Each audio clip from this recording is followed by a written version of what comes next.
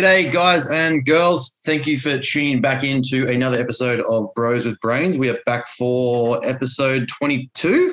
I think it's episode 22. That's pretty impressive. I'm quitting with the counting. I think it's episode 22. We're with it. Yeah. Joining me, as always, is the bearded beast, Scaffy. Unfortunately, our co-host, Chris, has decided that family and friends are more important than the podcast, so he's fired. Selfish prick. Yeah, fucking what's this shit? So in his place, with the better hosts, we are joined by STC's own Ben Scott. How are you, brother? What's up? Yeah, I just don't have any friends, so it's easy just to show up when needed. I don't have holidays. We don't have family. We are your friends now. Welcome. One of us. Just don't wear pink on Tuesdays. He's can't sit with us. Yeah. Fair. Only on Wednesdays. I'll just wear pink every other day of the week. How are you, bro? I'm well, man. I was just saying to Aaron, I'm very glad the year is coming to a close. I'm starting to get that. Yeah, it was huge. Obviously being in Melbourne, lockdowns, lots of development work-wise. I'm looking forward to just like closing the computer for a couple of weeks and enjoying the actual friends that I do have in real life. not the virtual ones. Which is probably just training with Aaron and messaging Ben on Instagram. But yeah, looking forward to a break, man. But yeah, life's good down here at the moment. So you guys are shutting down for Christmas, New Year? Yeah, a couple of weeks. The whole team, I think we had a pretty big year. So it's nice for everyone we decided to all kind of do it simultaneously. So then there wasn't like one person trying to get a project done while the other person was away. And it's like, right, we're not here these weeks. Yeah. Take them off, relax, come back ready to go. Do not message me between these weeks, these days. And if you do, you're dead. Yeah, pretty much. You'll get the blue thumbs up in the group chat. Not even, it's just a like the comment. The double tap, yeah. And is that the same for your clients as well? Yeah, so pretty much like they're all set up for the 2 weeks and then we'll just touch base if and when we need to. But most of them are sort of gearing up because a lot of them have been in lockdown for so long. This was a nice phase to kind of get going again, get back under the barbell and make some progress, and then take a couple of weeks, chill out, do what they need to do. And then a lot of them obviously looking into competitions next year, and STC Fit will run photo shoots and lift offs and all that sort of stuff. So we can start setting those higher goals based on their schedules in the new year. I'm going to interject with something because you guys are going to love this, and those that are listening that have siblings will understand. My sister messages me yesterday, right? Because my mum's come down from Echuca. So we're going to go for you, Ben. That's just like on the border. So it's very far away. Dude, I grew up in the other Ben. He's got no idea. That's going to be confusing. This is like Chris coming down from Cairns to meet you, right? So similar, but just not as far. So it's in Kilda? Pretty much. That's all I know. So mum's come down. And my sister's yesterday, she's like, okay, let's do dinner tomorrow night for mum because we don't normally see mum. Mum and dad are split up. We always do the wog side. So we're like, okay, we'll go dinner tonight with mum, just make it easy. And I'm like, cool, since you organised, your shout, right? And she's like, oh, I'll shout mum, and then I'll shout like whoever else comes, right? I'm like, fine, done. She just messages me like literally right now, her text message, I've run out of dollars. Can you please pay tonight and I'll pay you back Wednesday? It's like, fucking how? How the fuck have you run out of money? You suggested dinner and then you try to dump me with the pay? Like, I'll get you back. Yeah, younger siblings. Like, I want to stab them all. Anyway. Hopefully she spent it all on a mad present for you, mate. I don't think my sister's bought me a present for birthday, Christmas, Easter forever. Okay, on that note, where do you guys draw the line here, right? So it's Christmas time, fair enough. Now, I'm not a very presenty kind of guy. I don't need shit. I don't need you to buy me things. I don't need much. Vouchers. Yeah. Vouchers, everyone. Vouchers. Vouchers or just like, let's just hang out and have fucking food, chill out, relax, go home. Not a big Christmas guy. Not a big like, you have to buy me all the gifts. I don't give a shit. Mm-hmm. So I said that to the family. I'm like, let's just put in to get mum because she's just come out of surgery. I was like, she needs one of those robo-cleaner things just because she can't get down. So I'm like, let's just all put in and get one of those. She's already ordered it. So I'm like, cool, let's put in, paid off. Then I get a message after everyone's agreed to that fucking a day ago. Oh, I may have accidentally got you a present or a gift. I'm like, fuck. Now there's a social obligation. I have to go to fucking the city and go to like a massive packed shopping center, which is now right with fucking COVID because we've opened the borders. News agency vouchers. 7-Eleven vouchers. That's Shell still petrol outside. station vouchers. That is still outside, bro. That's still outside. Yeah, get on the internet. Get on Groupon. Oh yeah, get them some experience. But then you print that it shit. and give it to them. But you Get still, them a Christmas card. you still have to go out to get the Christmas card, so you could still get the voucher and it just write on the card with the voucher. Be like, "Merry Christmas, fucker." Here you go. Just print it out, fold it up. There you go. Mm-hmm. I'm so fucking annoyed. Thankfully, I have a fiance that takes care of the card side of things. Just finding them in the house was the first obstacle, and then more sweet after that. I don't even bother looking for cards, man. I just give them the present. You know, I don't need to give you. It's Christmas. You know, it's Christmas. You don't need a card. Amy was wrapping our presents yesterday. She's like, "What wrapping paper do you want your dad's present to go in?" And I'm like, "Well, ours is probably going to come in a paper bag, so anything is probably fine." Gift bags. I don't even use paper. I don't even use wrapping paper. Gift bags. Wrap shit. I'm at the point now where I just directly asked them what I wanted, so that's what they got. And I was like, cool. I'm not going to wrap this. You know it's coming because I asked you what it is that you wanted. So there. The best is I think my aunt gone. On the present thing, I think the best model that I've seen, and we used to do this as a family, is my dad's one of 10, right? But I'm one of 1. So big extended family, but not so much inside. So I used to get all of the shit, which was awesome. But within 100%. The family, we did like a high ticket item KK, but then KK. everyone else went and had kids as well. So then I was like, well, families can't go spend $300 on presents. So now we have like a shit $20 one. Yeah. But back in the day, it was like $50, which 15 years ago was a decent present. 100%. Yeah, 100%. I reckon that's the go, man. Like high ticket KK is legit. What's KKs? KK, Chris Kringle. You just get you put all the names in the hat of like the family, the main family members, like the older ones, and then whoever gets that name, you buy them a present. So everyone gets a present to the same value.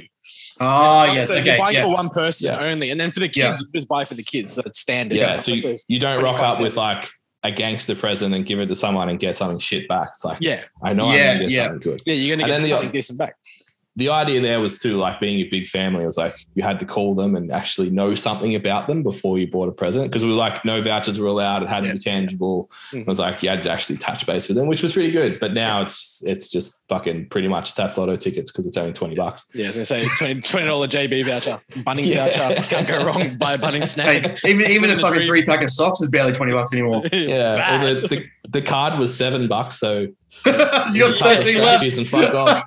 you give him a $10 voucher and $3 in coins. Stuck to the inside like Nanny used to. Yeah, well, the best is my auntie every year will ask me, what do you want for Christmas? And I give it the same answer, cash. Give me cash. I don't want anything. I want cash. She doesn't want to buy it. She doesn't give me cash. I'm like, well, I can't help you. That's what I want. Don't ask me what I want and then not give me what I want. Yeah, I'm apparently the worst to buy for, because I just buy what I want when I want it.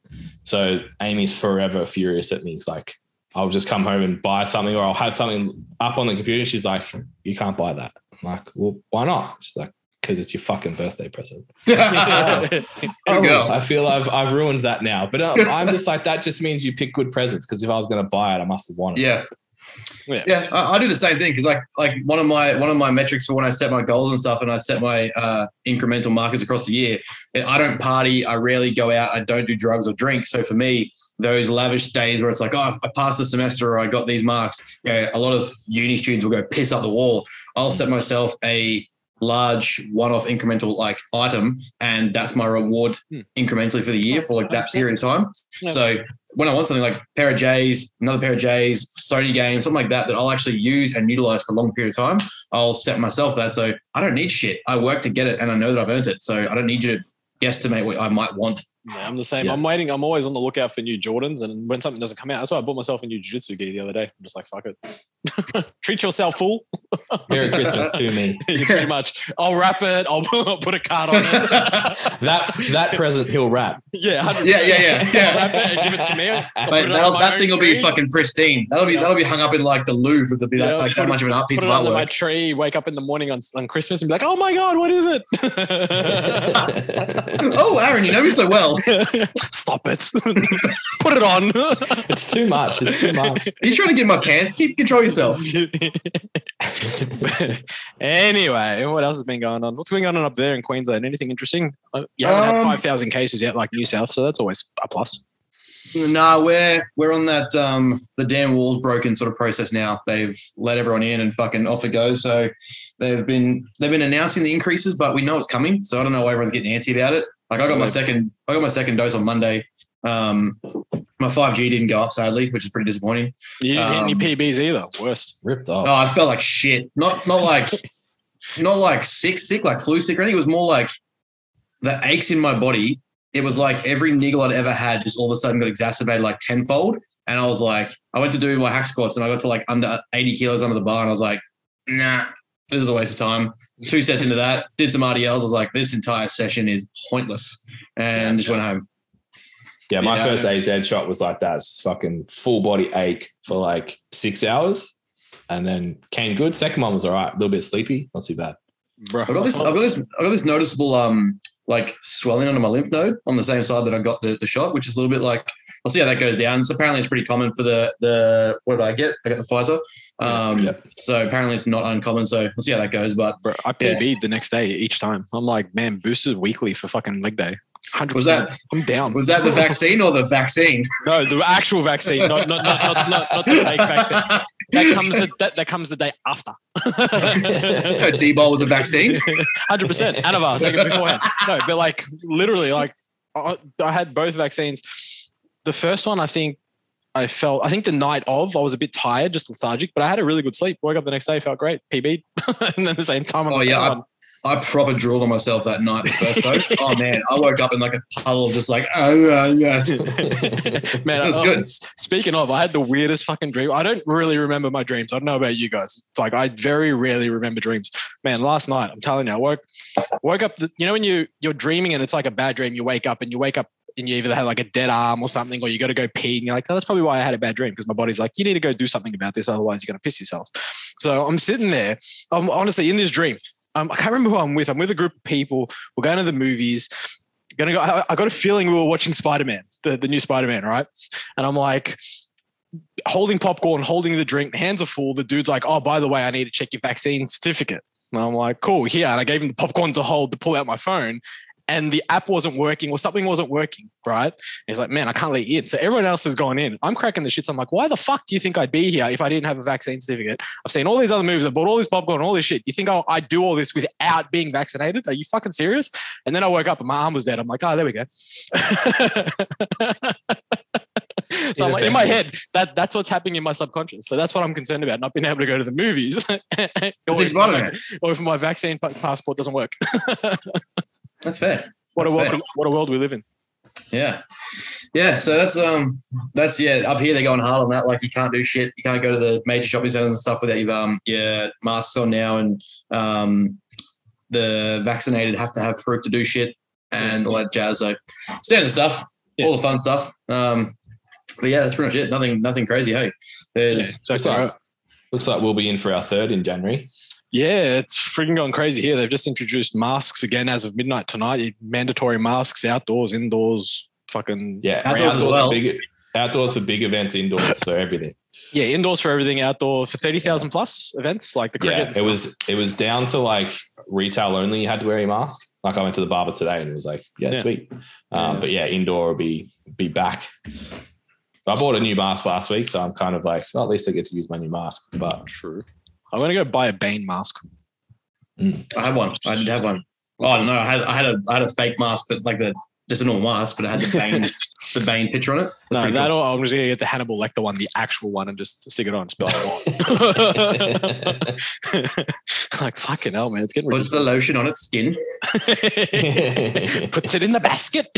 Just have to find someone to push you around in the trolley jack. Yeah, true that. Just drive around in a van, like what? But anyway, kids, anything been happening this week? How's training been for you, either of you? I was going to say Ben, but you're both Ben, so whatever. I touched the barbell again this week. I noticed. Squats look nice. Been a while. Yeah, so when was that? Late July, I think, when I pulled the pin on nationals and was like, that's done. I'm going to do something else. So yeah, it was nice. Deadlifts moved okay. I was fucking surprised with my squats, to be honest. Yeah. But I am not surprised about how I feel today. Yeah, after squatting yesterday. Fuck me. And then I set this like awesome goal of like hitting a squat, bench, deadlift total and running a sub 15-second 100 meters in the same week. I was like, yeah, I can do that. Today was the first time that I've squatted and then had to run the next day. Good Lord, that's a new thing. Surely now you'd run 100 meters under 15. I wouldn't know. No, I haven't tested it yet. Haven't tested yet.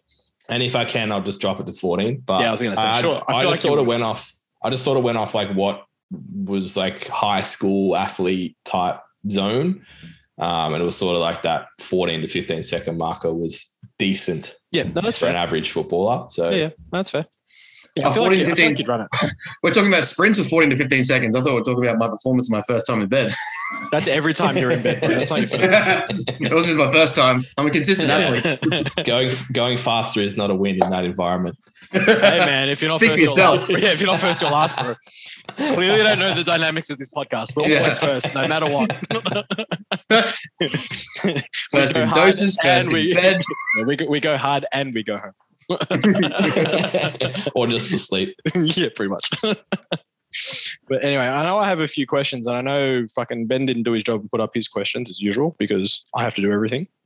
Mate, don't claim the reputation of Fuadabad if you're not going to fucking be Fuad. I'm telling you, you're the one's giving me this reputation of Fuad. Let's be real. Yeah. The old dude on the podcast, over the hill. That's you.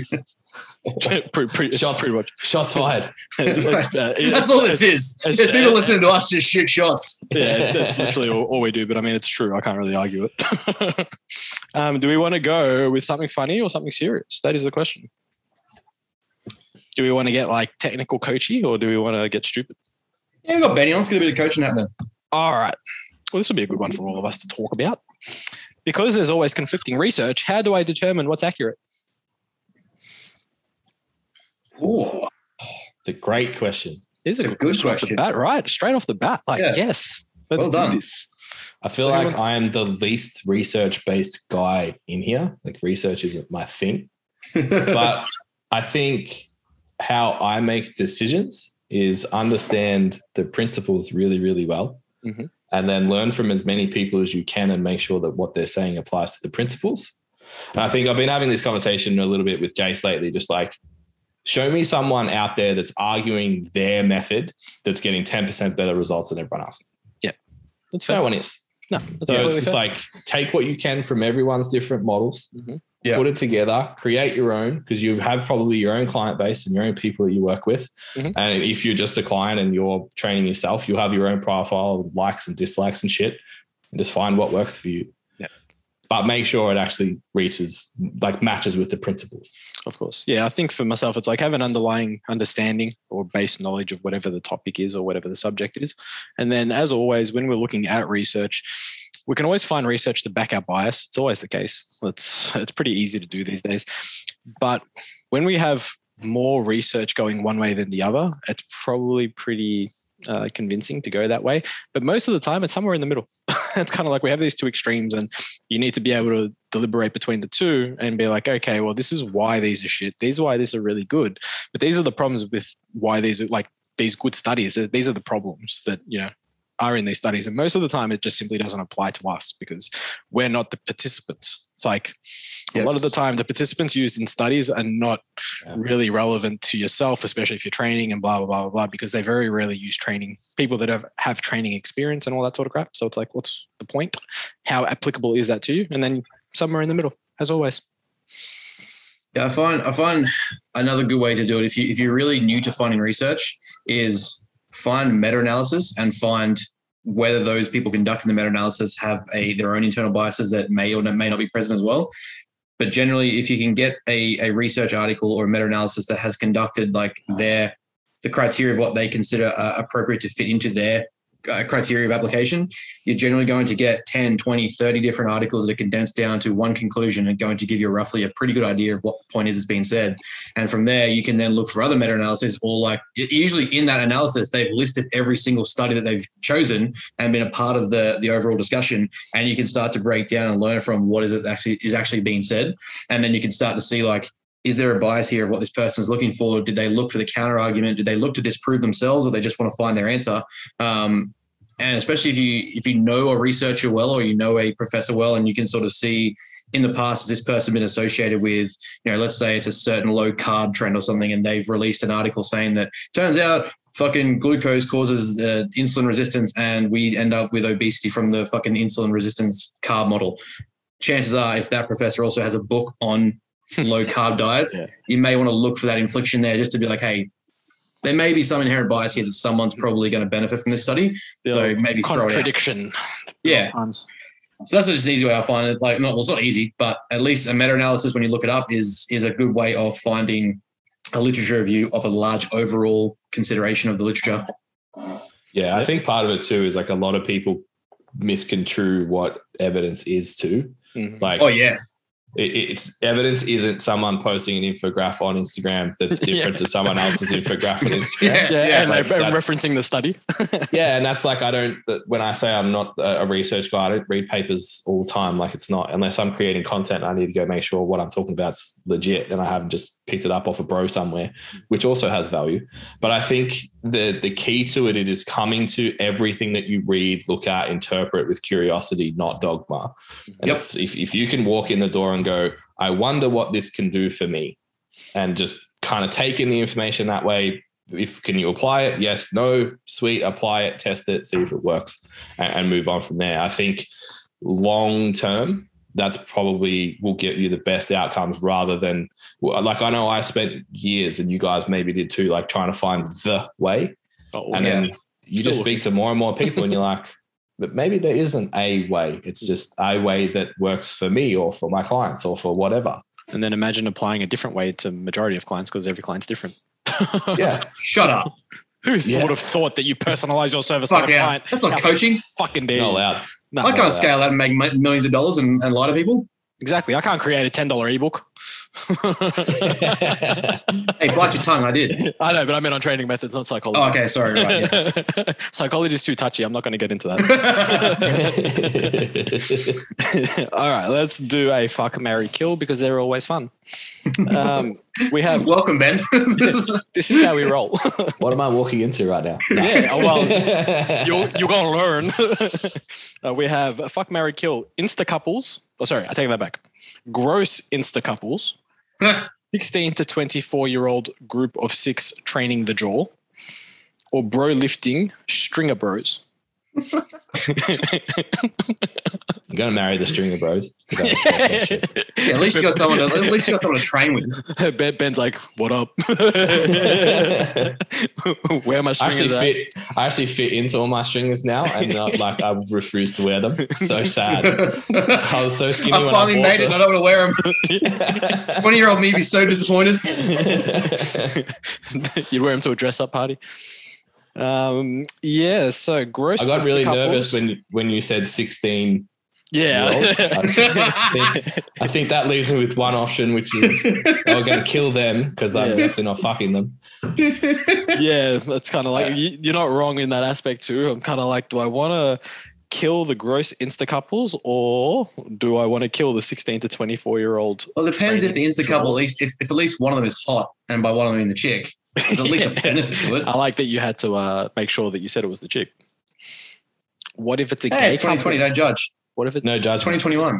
Yeah, what if it's a gay couple though? Do you? You didn't think of that, did ya? Or maybe they'll do you. Who knows? Hey, look, it's 2021. Don't judge. It's whatever you're into. So yeah, I'm probably gonna marry the bros only because we can train. I'm probably gonna kill the 16 to 24-year-olds only because they're 16. I don't know which one's worse, like killing or fucking. I feel like they're both as bad as each other. If you made that like 20, to 18. Like, I'll live with 18. 18 to 24. Let's make it 18 to 20. I'm not going to jail for it. I'm sorry. I understand I'm doing the world a favor, but I'm not going to prison for it. Yeah, if it's 18 to 24, I'd probably fuck them and then kill the gross Insta couples. However, if we're going with 16, I'm going to have to kill them, which I feel like it's like a double negative anyway. You're still going to it's still bad. I feel like in my experience, that gross Insta couple is doomed for failure anyway. So you maybe just like bringing that along a little bit sooner. Yeah, true. True. Yeah, you're exacerbating the inevitable downfall. Yeah, if you need to tell everyone that often, I'm not buying it. Sorry. What do you mean? Don't you know that like couples that train together stay together, and then inevitably don't stay together? All right. Oh, guys, not sure if you've seen the Titanic, but this is you. There was this one time. All right, here we go. This will be a good one. Tips and strategies to maximize training and nutrition working night shifts or shift work. Oh, yeah, don't all talk at once. That's fine. Just all stare blankly. My internet shit. It's not like you guys are. Oh, Ben froze. That's no, my. Yeah, he's still frozen. So he's doing a Chris. This is what happened to Chris a couple of weeks back, and we were giving him so much shit for it, and now we can do it to Ben. Must be Queensland things. Well, yeah, considering Chris is down here, or was down here, it's even more funny. Ben's frozen. Ben, you can log off and come back on. Whatever. So repeat the question, please. Night shift. How to maximize training and whatnot, and nutrition for night shift. Yeah, like the principles don't change really. I guess like how do you maximize it is going to be again independent to the individual, and I don't want to like give that it depends answer because it's shit. Yeah, but like the considerations that are going to be in place are still the same: energy balance, total training volume, recovery, etc. I think the biggest one would be routine, right? Yeah, finding a way that you apply that consistently over time is where the magic is going to happen. So I would imagine in that kind of scenario, like maybe a food window might be useful and worthwhile. So like delaying first meal or something like that, particularly if you're trying to push into a deficit. Those are the kinds of things I would look at. Yeah, I think also when we look at being shift work, we need to look at, I guess, if you're working, through the nighttime and you're going to be sleeping during the day, obviously we know that the light during the day can be a problem. So things like blackout blinds are going to become pretty important. Eye masks, potentially the use of melatonin is going to help a lot. We're going to have, that cool room, which still applies. These all can still apply for nighttime, but they're going to be much more applicable for daytime because it's more important. And obviously your circadian rhythms are going to work against you, but your circadian rhythms adapt over time. So it's like, if you put these routines, the tricky part is most shift work and night shift work isn't always the same. It's not like you're working every night. Like that's not your 9 to 5. It could be like 3 nights on, 4 nights off. And it's like, well, that just fucks everything. Yeah. So it's like having this routine in place where we can, have all these things in place. So blackout blinds, melatonin, eye mask, cool room, and having still your wind down routine post work. So you come back and whatever it is, eat, shower, chill out for half an hour, go to sleep. Like these are the things that would be best in place for sleep and routine. And then that way that'll also imply, or that'll also carry over to your training and your nutrition. I think I would consider good auto-regulation practices as well. Yeah, both definitely. With training and nutrition, like understanding like energy balance over a week and maybe leaning towards like RPE, RIR style training based on how you're feeling, all that kind of stuff. Yeah. Being flexible with volume and intensity and things like that. Cause like when I hear shift workers, I got a couple of nurses that I train, and it's not, like you said, they don't even have a set weekly routine. No, exactly. They have a week, a month that fucks them up. Yeah. So it's like, well, that month, put in the strategies you need to get the best out of yourself, but know what that looks like and know that doesn't necessarily mean what you did last week. It's the best for you today. And then to continue that kind of pattern over time and zoom that lens out and look at results over 3, 5, 7 weeks. We may need to add more time to the goal because of these little implications that we have, and the lack of progression or the slowing of progression through these night shift periods, because at the end of the day the precedence is going to be your job and being able to do your job well, especially if you are a nurse, a doctor or something like that. Like your goals aren't as important as the quality of work that you do. Sorry. Like don't fuck that shit up. Yeah. Like you don't want to give, 10 mil instead of 1 mil. Like it's a problem. Pull 10% off your deadlift instead of killing someone. Yeah. It's killing someone is bad for your own gains anyway. So, think long term. Yeah. That's how I would look at it. Benny, you're back. What do you got? You're on mute too. No, you're on mute, buddy. Mate, you're all over the shop. I'm going to start calling you Chris. We'll get there. There he is. There he is. There he is. I was responding to you guys that whole time. I'll just get shut out of this conversation. We're just ignoring you the whole time. I feel like Guy Sistino on the fucking bro chat when he does this. He just ends up having to get onto his fucking phone. Is your internet gone to shit over there or something? Yeah, I don't know what the fuck's going on. The storm just came over and the internet just shut down, so I just turned it off and reset it, so I'll just stay on my phone. Oh, yeah. Well, I mean, if your internet's back up, when it's back up, just log back in on your computer. Tell me how to live my life, mate.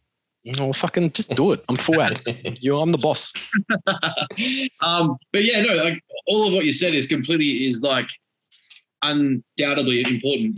When it comes to shift work, especially like if you're a night shift worker with no routine and your shift rotations are scattered across your week or across your month, it's important to get as much systematic behavior as possible and get your body into some routine, but try to maximize rest and actual sleep as priority. I see way too many people. I've got several clients that came to me and start off with that did this, and they'll go balls to the walls on training and absolutely smash themselves, but getting 5.5 to 6 hours like sleep, like what do we call it? Sleep. We'll say bedtime, and they're actually in bed, but how much of that 5 or 6 hours is actually sleep is even less. So to actually prioritize sleep first and foremost before worrying about how hard can I go in the gym, like it doesn't fucking matter. You can't out-train poor sleep. You can't out-eat poor sleep. You can't recover from poor sleep. So the studies that, it makes me laugh when people sort of do those old school pyramids of like, it's sleep, training, rest, and like 60% training, 30% fucking nutrition, and 10% recovery.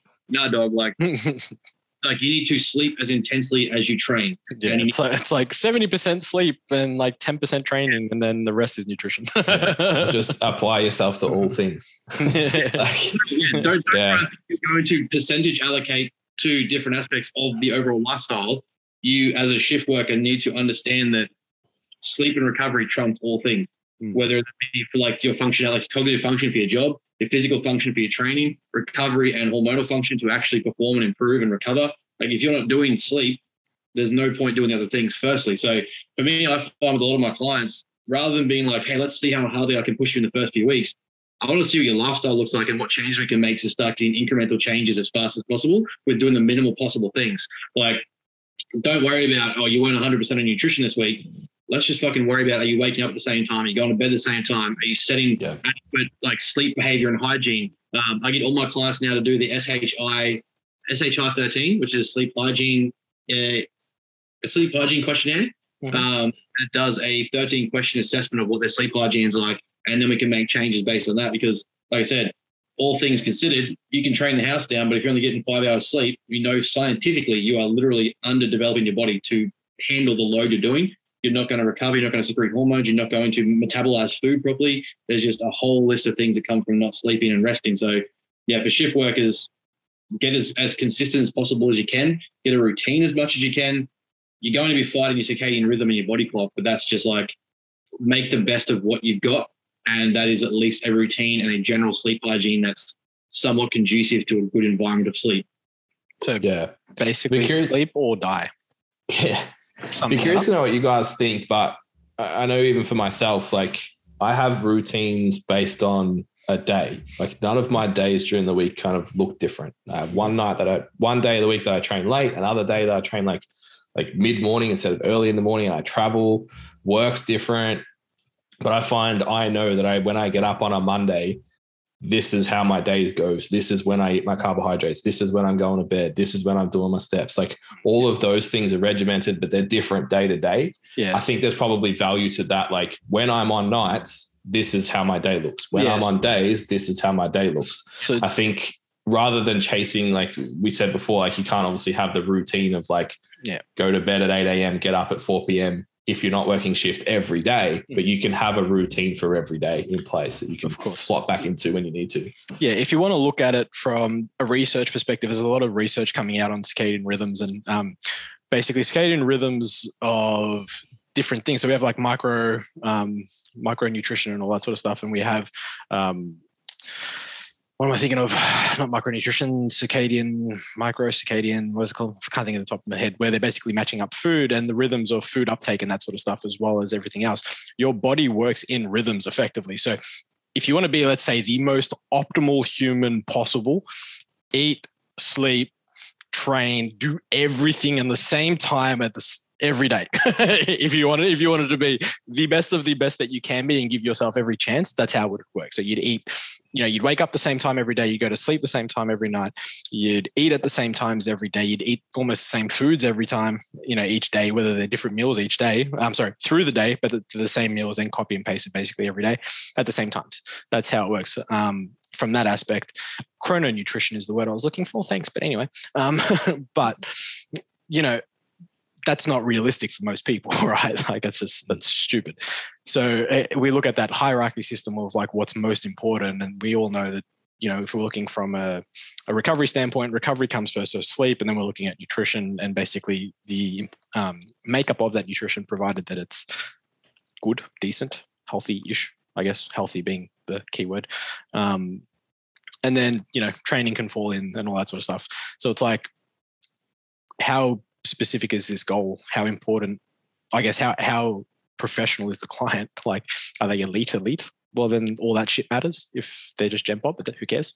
It's like, the ironic thing is that's where we see a lot of bodybuilders behave though, right? Like you see the pro bodybuilders, like, yeah, we give bros shit for being bros, but sometimes there's things they get right, which is like Nick Walker, for instance, you hear him talk about it. He will eat at the same time every day. Yeah. He'll be at the same time every day. He'll have the same meal every single day, depending on the phase of his training. So yeah, they're like, it's funny that bros have bro shit, but sometimes they get it right. Yeah, well, it's like I've said so many times on the podcast, the bros have a clue. It's just the science hadn't caught up, but then the science catches up to explain why the bros got it right, because they were trying to prove them wrong, and it's like, oh fuck, no, they were right, and here's actually why they were right.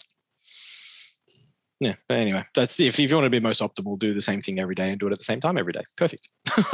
So when you're on night shift, tell them you're not doing night shift. You're just going to do every day, normal shifts, and you're done. And then if you get fired, don't blame me. Blame Chris, who's not on the podcast. Let's get into do we want to tackle PCOS? No? Good chat. Nah, it's fine. I've got it for someone did ask a PCOS question. I do actually have a podcast on PCOS on my Elite Strength podcast, so jump on that. I'll put it up and reference it. Let's do, this will be an interesting one. Drink a lot of milk and your body stops making calcium because you get it from food, but then if you stop, bones. Wait, what? That makes no sense. Become frail. So drink a lot of milk and your body stops making calcium, I'm assuming, because you get it from your food, but then you become frail. I've never heard that, but I don't know about you guys. Is there logic there that, like, say, testosterone, that exogenous intake is going to, like... Yeah, I think that's the angle. Internal production? I've never heard of you drinking too much milk that your body stops making calcium. That's never been a thing for me. Like I've never, people say like, oh, have you ever heard of this? It's kind of like, I've never heard of that. So, your body doesn't stop endogenously making calcium.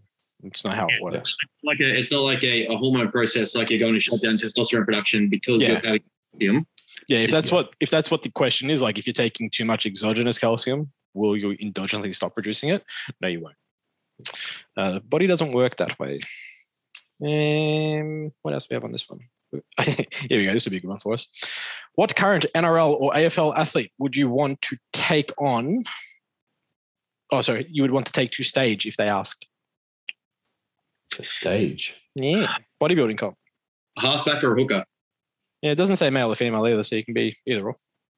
No, it'd be a halfback or a hooker. Like they're short.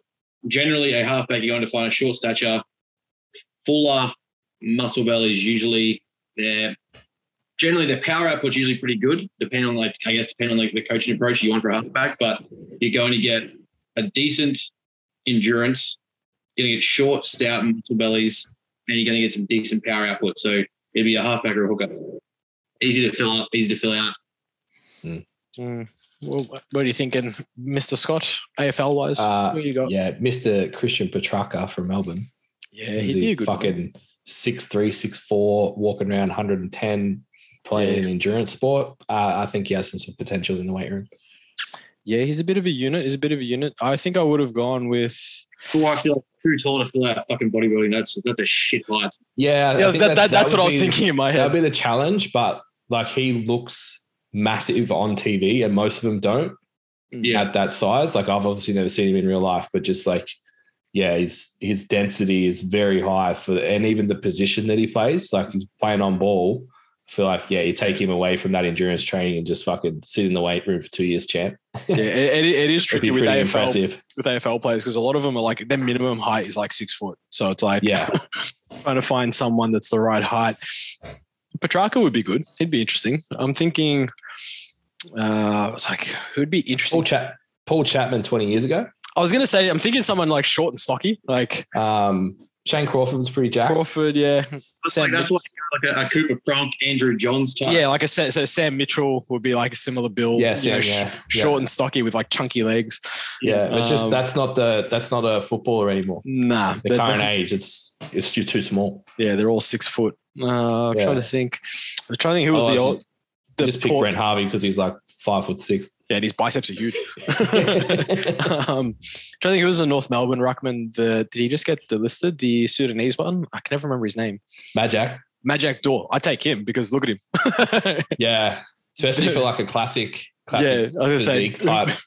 If you ever see Majak Daw, Ben, his dude's Sudanese, but like gifted Sudanese. So when you think like Samson, from England, like bicep peaks, pecs, quads, abs, Monster. You're like, give me 2 years and all the drugs. Give me 2 years and all the drugs. I'll have you classic pro, no stress. Yeah, I think literally. I think the benefit of Petrarca would be like how his spatial awareness is so good. Like a lot of those bigger guys, like Majak doesn't move well. Yeah. You're not wrong. He doesn't move overly well, I guess, with sort of directional, but he does jump quite high. He does. He's got fucking long arms too. If this lets me back in on the laptop, my arm's going dead holding this phone. There you go. Yeah, I told you I was waiting for you to get back on your laptop. Go hurry up, and then we'll get the next bunch of questions up. Actually, I think there was more in that one, to be honest. Let's do. We won't do any drug questions because I feel like both of you don't have too much drug knowledge. Not my zone of genius. Nah, I need Chris on for those ones because I did get a question about about starting dosage for females using Clen, and then my thing would just be, well, I've got another podcast that talks about that. I'm going to reference everyone to my podcast. Fuck off, you scat. Well, look, you can't answer this. What's a good starting dosage for females using Clen? 100 megs a day. All of it. Clearly. All of it. Well, I mean, if you really want to get technical, there was the Heffield protocol where they did like 720 micrograms a day to check on heart, to see how it was on the heart. And guess what? These guys also had previous heart failure and it didn't affect their heart. And then some of them, it actually made their heart better. So when people are like, Clen's bad for your heart, you tell them, well, I know this study. These guys took 720 micrograms. There's your answer. Just fucking take it all. Yeah, so don't take 720. I'd probably just start with 10 and work on tolerance. Yeah. 10 to 20 micrograms, work up from tolerance. You can go up to about 80 micrograms. It's nothing. It's not going to really do too much, provided they don't have any underlying health issues. As always, need to consult your medical professionals. Yes, speak professional sometimes. Speak to a doctor. Blah blah blah. We're not medical professionals. Blah blah blah. You should all know that by now. All right. Unless you're that guy from South Australia and you are apparently a medical doctor and you're telling everyone to stop taking their meds. Fuck me, that guy. Wow. Let's have a look. Most asked question on PEDs for novices.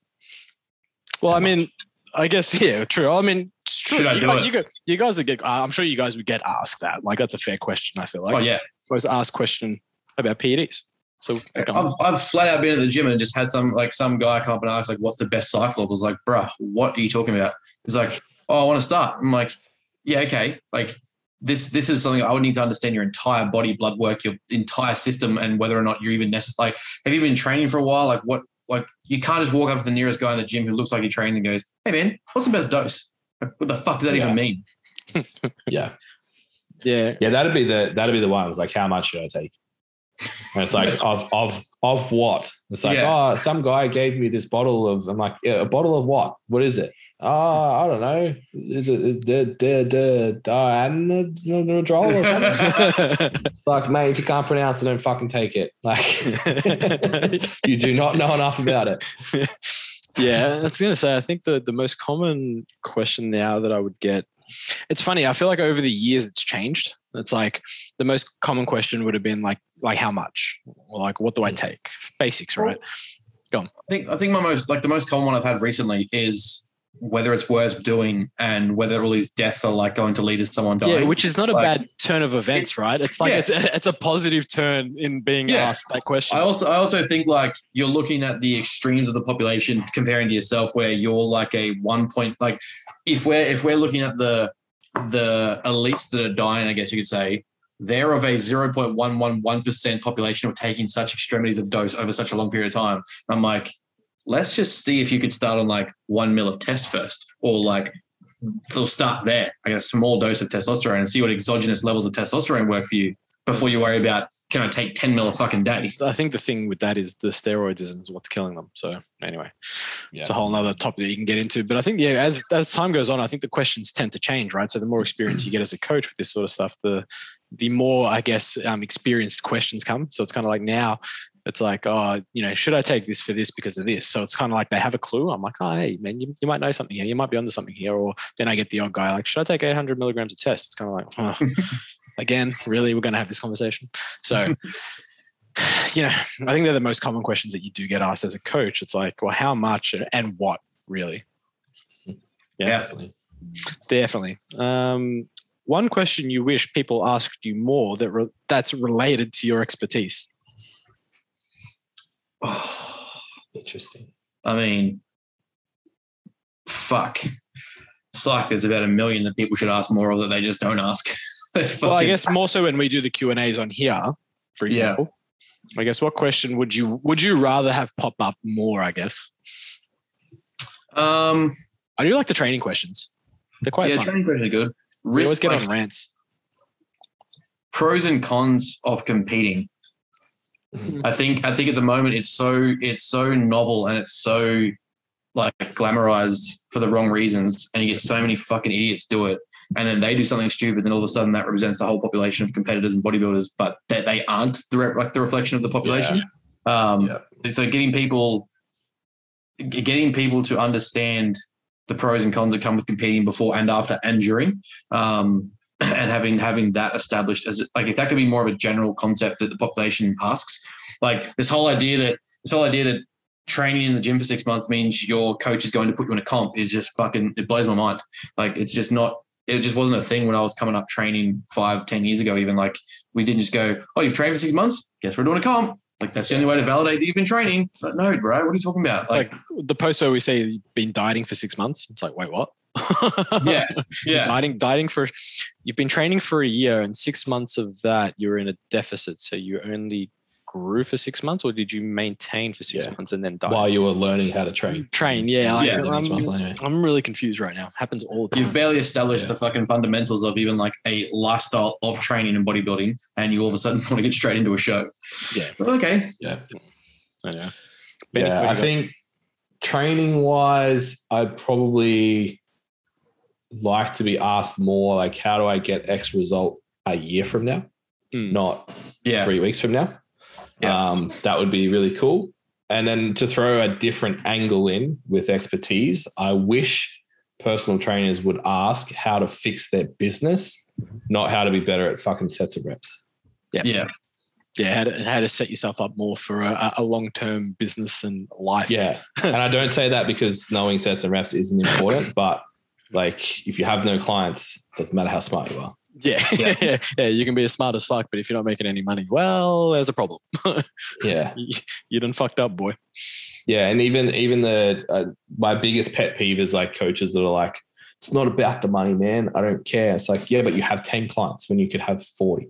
Yeah, right. So if you're about helping people, help more people, build a better business. Well, yeah, right. Okay, that's sort of the premise. Your goal is to get clients, to help clients and help people, but you have 5 clients when you should have 50. Like, isn't that how you help more people by having more clients? No? Yeah. Who would have thought logic would prevail in these situations? How fucking dare you? You talk shit. We like logic. Yeah, you're not wrong.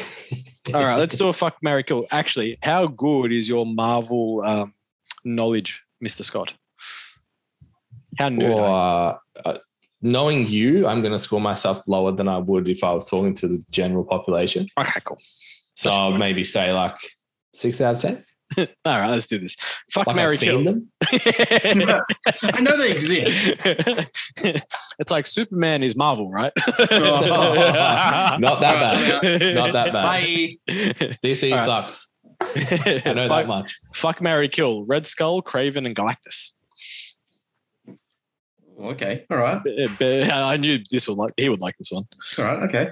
Craven, Red Skull, and Galactus. I'm a fuck Galactus because I like a big ass. I feel like that's fair. Galactus is a huge ass planet. Ben's searching Craven it. looks gangster. You see him looking like, yeah, who the fuck is Galactus? Hey, man, I'm not mad. He wants to play. That's good. Do it. Cool. Okay, so I'm a banged Galactus because he's a planet. I'm a probably fuck Red Skull because I think it'd just be interesting.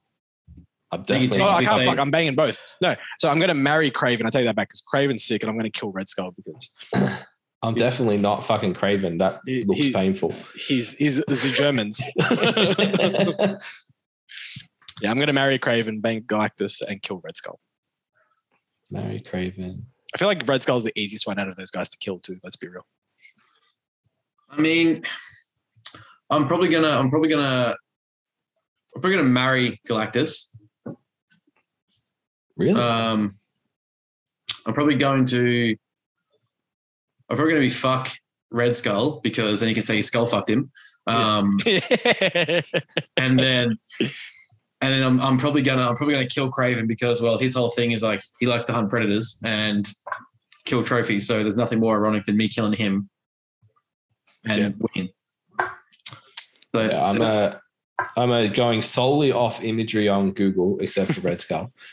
But Craven's like cape thing's pretty gangster. So I'm gonna marry him. He's Craven's got a bit of badass. like he's got a chiseled jaw thing happening. I dig it. It's really assessing this. Go that way. Yeah, it's good. We're gonna get deep on these questions. Galactus, I'm gonna kill because I think fucking him would be painful. Yeah, but good luck killing him. You're getting fucked by him. That's what I'm saying. Good luck. Like you're just gonna have to bend over and take it, bro. Yeah, there's only one way that role is playing out, and I'm not here for it. So what's that leave? Red Skull is I'm gonna fuck. So we're in. Right. I like it. What else we got here? Do we want to do a more serious one? Yeah, give it a whirl. Alternating funny and serious is good. All right. So it's a progesterone question, which I know you guys aren't too familiar with, but it does bring up another interesting aspect. So progesterone and training for women, clarify, because Garmin cycle tracking is bullshit. So I feel like we can always touch on the whole Garmin the watches and, the energy expenditure and the tracking metrics of a watch. Yeah. So I can touch on progesterone and training for women, clarify. I'm not sure you want me to clarify, to be honest. It's a very broad question. Brooklyn, you should know better. Basics. That was Brooklyn? Brooklyn. She should know better because she normally asks really good questions. Fucking. But progesterone and training for women, clarify. I'm not sure what you want me to clarify. Maybe after you train good, clean, clarify? Yeah, maybe like after you've listened to this, message me and ask me what you actually meant and I'll clarify it for you. But you're right in that Garmin cycle tracking. Oh, no, I know it is. We're talking about this. We were talking about it the other day. Her Fitbit or Garmin, whatever it was instructing her as a female on how to train based on the fact that she was in the peak of a progesterone cycle. And it was telling her based on the fact that using our metrics and algorithm of Garmin and misunderstanding the entire works of science, you should be doing body weight and minimal resistance. Yes. Okay. So we're looking at like period cycles and menstrual cycles and all that shit. Like how deep do we want to go with this? For starters, we look at just before even getting to the hormone shit, understand that trackers are not so far out of inaccuracy, but the inaccuracy is so consistent that it's just like you're not even going to use them for shit like that. It's just, you're not. You're not doing it. You're not wrong at all, but I guess we can get deeper into this if you really want to. I mean, your call. There you go, Ham. All right, so go on. I have a unpopular opinion around the menstrual cycle, and I've primarily we share the same opinion. Yeah, but it's still unpopular. No. And mine is formulated after training primarily women for 10 years. Mm-hmm. That this whole shift in the industry at the moment around deep dives into the menstrual cycle and telling people to fucking do body weight at this week because you might fucking die if you pick up something heavy. I haven't experienced that to be true. What I have experienced to be true is that when you have a fight with your boyfriend or you sleep shit or you have a crappy few days of food or whatever, you see the same impacts on your training as a bad period or whatever else is going on in your cycle. Mm-hmm. So the practical solution to all of that is have a effective way to auto-regulate your programming and your nutrition. And you probably won't need to think about it again, other than maybe body weight and measurements fluctuate over a 7 to 10 day period around that time of month. And the rest of the time life kind of goes on. So agreed. Like really everyone's so different. And I think all females experience their menses in their cycles in very different fashions. So I think each individual experiences them differently every month. Exactly right. That you're not wrong though. That's exactly right. It's very rare to find a female that has like, you know, a to the clock menstrual cycle. You know, yeah, they do exist. They're like unicorns, but they do exist. Yeah, but let's say it is consistent. Yeah, I still don't think the symptoms are. No, and if you really want to get like from a hormonal perspective and all that sort of stuff, and we want to talk about this whole progesterone, estrogen, and all that sort of crap. So we basically have these two phases, right? So we have like, you have your bleed, which is your menses. You do have your follicular phase, which is like that first half of the month or the first half of the 30-day cycle, which, let's be real, it's not always 30 days. It's actually more closer to 35 for most people, but most girls. But anyway, for Ben from Queensland, it's 40 days, but that's okay. And then we have, the second half of the cycle where we have your luteal phase. But in the first half of that cycle, we do have estrogen that tends to climb higher while progesterone stays lower. The only problem is this is when you're having your menses in the first 7 days or so. So you have this weird situation where your hormones are primed to push and train hard. Like estrogen's, you know, at a really good level. The one that most females forget is your testosterone levels are actually pretty good too. That's kind of what drives anabolism really well. Estrogen drives anabolism really well, but so does testosterone, and especially when your testosterone's at its highest at this particular time. Push training, the only downside is if you're cramps and you've got painful menses, well, then it's a shit thing for you. So when most coaches tend to say, hey, auto-regulate. But that second week, post-bleed, like leading into that third week, and even that third week, man, push hard. Estrogen's at its best. Progesterone starts to climb into that third week, into that towards the end of your luteal phase. That's when progesterone's high, and that's when they say that you should train lighter and body weight and blah, blah, blah, blah, blah. And it's purely because of your hormonal levels changing, progesterone being higher, estrogen being lower.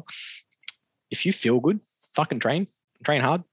Like, what's the difference? Who cares what your hormones sort of say? If you feel good, train hard. Like, if that's your goal. I think the biggest trigger for me is a girl had done a course through someone who's reasonably popular, who's probably, in my opinion, not qualified to talk about it anyway. Then came out and a couple of weeks later posted this video that like they knew they're at higher risk of injury today, so they pulled their deadlifts back 20% despite feeling amazing. And I was like, that doesn't that's layer up for me. Like how I think a lot fucking good. Yeah, I think a lot of people, both guys and girls, because I know guys not sort of that same whole menstrual cycle thing because we don't have menstrual cycles, or most of us. But for, you know, we do have things in our head to justify maybe not training hard for a particular day. And it's kind of like sometimes if you just don't feel good, like you just can't be fucked. That's okay. Just say that you don't feel good and you can't be fucked. Yeah, like you don't justify it with some sort of crappy science thing. Scapegoat. Yeah, exactly. Yeah. Don't justify by saying, well, I'm at this particular time of my cycle and this way. Now, not to say that some females will not experience a lot of this stuff and that they, you know, potentially need to implement some of this stuff, because they do exist. Some girls get really shit menses, really shit cramps. Like, fucking oath. Hey, if you can't train, 100%. Then don't fucking train. That's fine. Like, no one's judging you. And, to be honest with you, no one cares.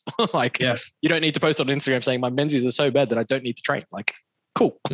Like, you just do you for you. But if you're feeling good and you're trying to track your cycle and you're coming into that luteal phase, put the back end of the luteal phase into your menses, and you're like, my progesterone's really high, so I can't train. It's like, no. Do you feel good?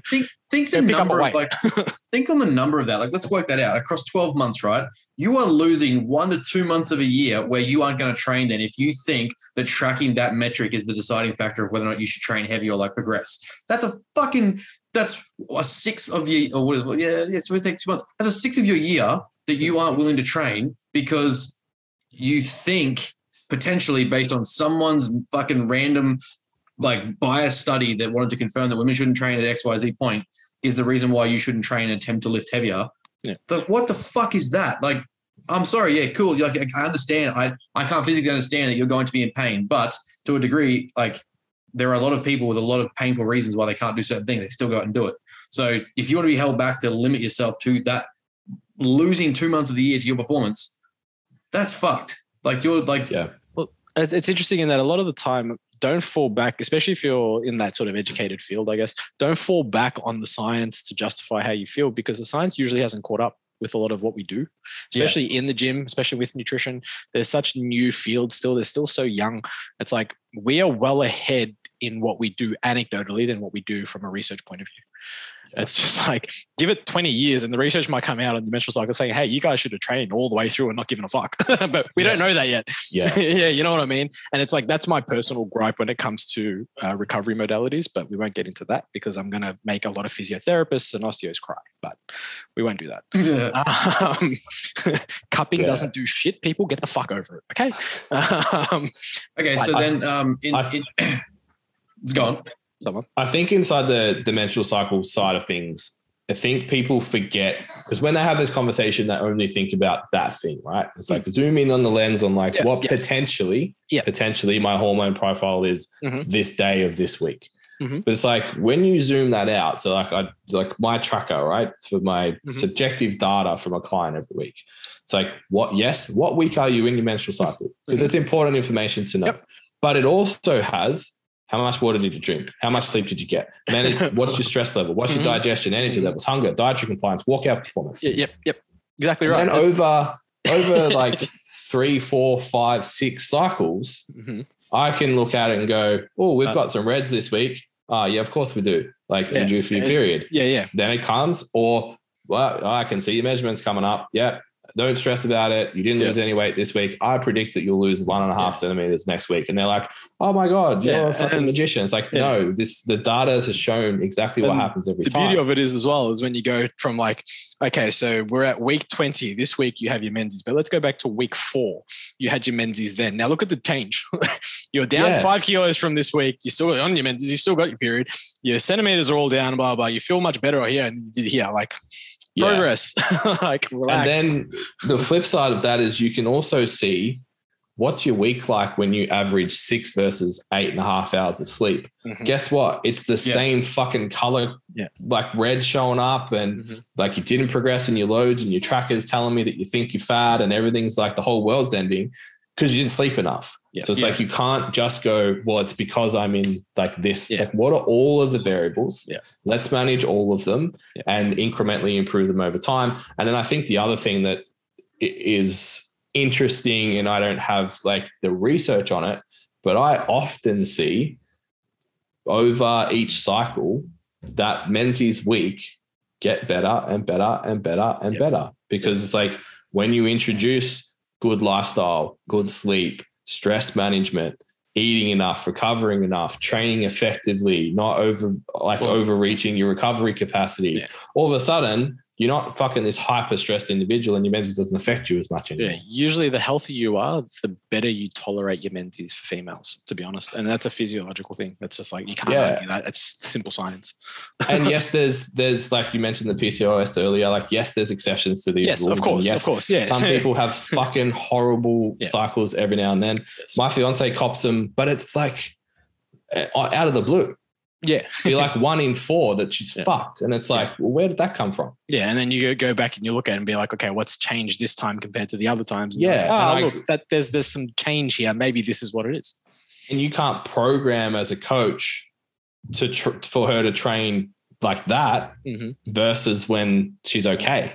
Yep. Like you're holding her back from potential progress. What are you going to do? Write 2 different programs, or are you going to continually change the program every 3 or 4 weeks? Like, fuck that. That's like there's like the fucking, and this is probably going to get me stabbed, but the female empowerment coaches and stuff that are trying to come up with like diets specifically to the day of what point in their cycle they are programmed to what specifically part of the day that like their cycle are in. So it's like, there is also such a thing as over-regulating and over-fucking managing, over-coaching, because you're limiting that client to getting the results and actually understanding that you are pretty resilient and you can push through that pain. Like there's pain, like you said, by all means, there's fucking pain. But if you're handicapping a client by telling them, oh, look, sorry, we know that by week 3.5, you're starting to get some pain here. We might back off and you can have like the rest of the week to just eat what you want, have some chocolate, sit on the couch because, we want to empower you to feel good. No, you want to empower to get in there under the bar and fucking smash some weight. Like get in there and live, like hit every metric we normally do things the same we normally do, be as consistent as possible, check these markers. Currently your stress levels are low, your sleep's great, your hydration's up. Fucking great. We're in a good position here for you to keep training and keep pushing. Don't limit yourself by what you perceive to be your capping factor and then underperform or just underachieve your results. It annoys the shit out of me. And I think there's a sliding scale there too. Like you might, like some of my girls, for example, I know that they like to eat fat, which is typically going to be from chocolate or something like that. They tend to go over in fats the week that they get or prior to getting their menses. Mm-hmm. It's like, all right, so my clients know that's okay. Mm-hmm. Like if you're not in a surplus, I don't really mind that much if you still hit your protein and you hit your calories over a week and you perform in all your workouts. Yeah, that's cool. So instead of this, like you said, like this over coaching, this neurosis of like, I have to fucking, and this is what we talk about when I said encapsulating order or regulation, people aren't thinking how far that actually goes. It's like, I don't give a fuck if you eat like 3 rows of chocolate. Yeah. Like, I don't care. Were you able to get back on and start the next day and still hit your totals for the week? Yes, you were. Good. Did you improve your training? Good. I was going to say, did you get a training performance? Beautiful. Yep. Yeah. Are you happy? Good. Like we don't care. That's the stuff that you should be learning about yourself over this time rather than like, well, so-and-so said that I should back my deadlift off and not take the PB that's there today that I've been working towards for the last 3 months because of my potential hormone profile that I can't test right now. Yeah. And if you really want to actually, like ladies, if you genuinely want to get a hormone profile check, like go do a Dutch test. A lot of the time you get a blood test. They're pretty good. Dutch tests are probably just that little bit better for females. You can check progesterone levels. You can check estrogen levels, different times of your cycle, all that sort of stuff. They're just expensive. They're like $500, I think. But they sting you, but they're pretty detailed. So if you want to do that, go get a Dutch test. This will be interesting because this will lead into I reckon our last question is going to take us an hour to talk about, because I know we all share the same view on this. So this should be fun. Like we're about to flip tables. We've got it wound up already now. This is how Scap winds everyone up. It's just a little bit straight. Just a little bit in the fire, a little bit more wood, and drops a log. Here we go. Pretty much. Is there always room for a little Christmas pudding? And if not, is Auntie Donna wrong?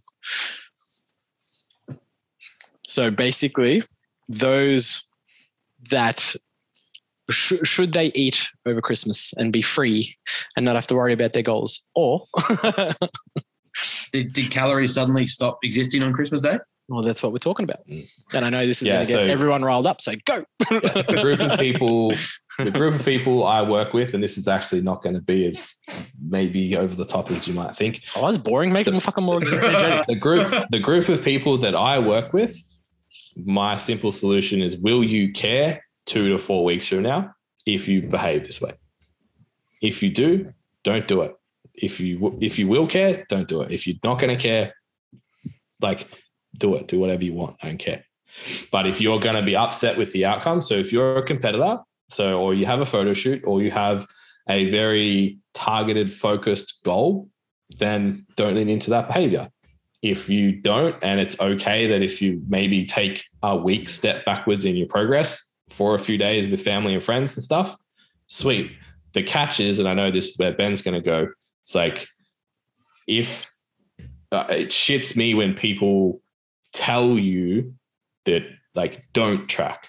It's like, well, if I want to and I have a big enough goal, it's just as, I think that's just as fucked up as telling someone that they have to, saying that they shouldn't. I think those are exactly the same thing. Well, it's context, right? Yeah, everything needs to be considered in the context of what the individual person is. And I'm so fed up with like fitfluencers and fucking like coaches that are not even preempting their clients to be ready for Christmas. They're just sort of like, oh, fuck it, go do whatever you want. It's like, bruh, they're paying you to keep them adherent, keep them accountable, keep them on track or something. Like, it has to come down to the individual premise and the individual, like the variables that they have. So for all of my clients leading up to this week, I've discussed with them what their intensity acceptance is. So what degree of intensity do they want to take over Christmas? Because I'm not regulating that for them. I'm not telling them what they have to do. I'm giving them the tools and the methods that they can apply to see how they go with Christmas. And I preempt it with, we've been doing XYZ work.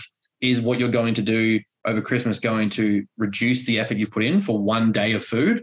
Or can you still do some tricks and tips just to be still social, still hang out, be around people, but stay adherent and on track to what we're trying to achieve? I've got some guys that are doing some pretty intense fat loss phases because they want to push a bit more rapid weight loss and fat loss before we start maintenance phases or growth phases. So to them, and the way that the body will then prioritize preservation and storage of fats, why would I then go, hey, cool, like, it's one day, have fucking 5,000 calories. You're only on fucking 1,800 to 2,500. Like, you're going to have 3 days worth of food in one day, predominantly from fats and carbs. And that's going to be okay. But also you're paying me to tell you that's okay. Sorry, but it's not. It's not if the degree of your goal is, I have a plan to be somewhere by this point of time. If we're just going through, like, there's clients I've got that are just generally going through like lifestyle interventions and behavior changes. I've been practicing with them all since I've been coaching, acceptance, mindfulness, using like metacognitive skills to be aware of the decisions they're making, noticing themselves, noticing that they're hungry and noticing that they're becoming bored and pecking.